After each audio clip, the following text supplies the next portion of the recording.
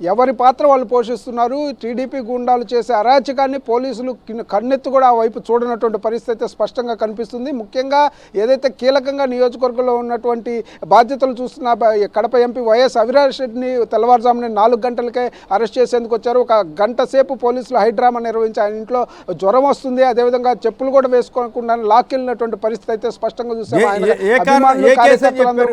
ఏ కారణం అని చెప్పారు వాళ్ళు? ముందస్తు అరెస్టా లేకపోతే ఇంకేదైనా కేసు పెట్టారా? అసలు ఏమిటి? వాళ్ళు ఒక ఎంపీని అట్లా తీసుకెళ్తే వాళ్ళు ప్రివెంటివ్ అరెస్ట్ అని చెప్పి ఏదైతే డిఎస్పీ మురళీ నాయక్ చెప్తున్నారు, ప్రివెంటివ్ అరెస్ట్ ద్వారానే ఆయన అరెస్టు చేసి ఏది మొత్తం పులివెందుల నియోజకవర్గంలో కాదు ఇప్పుడు కడప వైపు తరలిస్తున్నారు. ఏ స్టేషన్కి ఎక్కడికి తీసుకెళ్తారో కూడా ఇంతవరకు సమాచారం అయితే పూర్తి స్థాయిలో లేదు. టీడీపీ నేతలను ఎవరన్నా అరెస్ట్ అట్లా ప్రివెంటివ్గా ఏమైనా చేశారా? కొంతమందినైనా అసలు అక్కడ ఎవరిని చేయలేదా?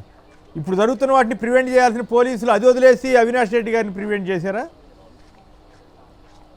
అంతే, వైఎస్ఆర్ కాంగ్రెస్ పార్టీకి సంబంధించిన వాళ్ళని మాత్రం ప్రివెంటివ్ అరెస్టు, అటుపక్క వేంపల్లిలో వైఎస్ఆర్సీపీ రాష్ట్ర ప్రధాన కార్యదర్శి సతీష్ రెడ్డి హౌస్ అరెస్టు, అదేవిధంగా జమ్మలమడుగులో ఏదైతే ఎమ్మెల్సీ రామసుబ్బారెడ్డిని హౌస్ అరెస్టు, ఎవరైతే ఈ ఎన్నికల్లో కీలకంగా ప్రచారం చేస్తారో అందరినీ కూడా బయటకు రానియకుండా చేశారు. ఇప్పటికే బైండ్ ఓవర్ కేసులు పెట్టి గ్రామాల్లో 500 మందిని ఎవరైతే కీలకంగా ఉన్న వైఎస్ఆర్ సిపికి సంబంధించినటువంటి నాయకులని బయటకు రానియకుండా చేశారు. అంతేకాకుండా అక్రమ కేసులు, తప్పుడు కేసులు పెట్టి కొంతమందిని అరెస్టు చేసి జైలుకు కూడా పంపించినటువంటి పరిస్థితి ఉంది. ఎన్ని విధాలుగా అధికారాన్ని దుర్వినియోగం చేయాలో ఎన్నికల కమిషన్ కూడా తమ చేతిలో పెట్టుకొని ఎట్టి పరిస్థితుల్లో కూడా దీనికి సంబంధించినటువంటి పోలీసులు కూడా ఏమి ఒక్క మాట కూడా మాట్లాడకుండా పైనుంచి వచ్చినటువంటి ఆదేశాల మేరకు పై స్థాయి నుంచే ఒక స్పష్టమైనటువంటి సంకేతాలతోనే పోలీసులు కూడా ఇమ్మీడియట్గా అరెస్టులు చేసి అసలు ఊళ్ళోనే లేకుండా చేసినటువంటి పరిస్థితి అయితే స్పష్టంగా కనిపిస్తుంది. అంటే ఇప్పుడు మనం క్లియర్గా గమనించినట్టయితే పోలింగ్ బూత్ల వద్ద కానీ ఇటుపక్క కానీ ఎక్కడా కూడా వైఎస్ఆర్సీపీ వాళ్ళు ఒక్కరిని కనిపించడం లేదు.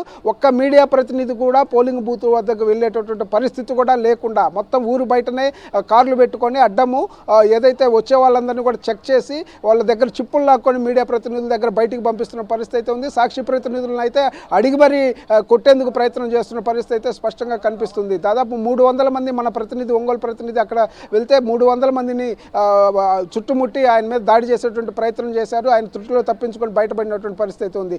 మొత్తం కూడా ఎక్కడికక్కడ అరాచకం చేస్తున్న పరిస్థితి. నిన్న రాత్రి నుంచే పెద్ద స్థాయిలో ఈ ఏదైతే తెలుగుదేశం పార్టీ మోకలు గ్రామాల్లోకి చేరుకున్నాయి. ఎక్కడికక్కడ ఈరోజు బూత్ క్యాప్చర్ చేసుకున్నారు. ఇప్పటికి కూడా ఏదైతే పోలింగ్ బూతుల్లోకి దూరి వాళ్ళైతే బూతుల్లో దొంగ ఓట్లు వేసుకున్నటువంటి పరిస్థితి అయితే రిగ్గింగ్ చేసుకున్న పరిస్థితి స్పష్టంగా కనిపిస్తుంది. వన్ సైడెడ్గా తెలుగుదేశం పార్టీకి ఇటు పోలీసులు కానీ ప్రభుత్వం కానీ పూర్తి స్థాయిలో సహకరిస్తుంది అనేది అయితే మనం స్పష్టంగా చెప్పొచ్చండి.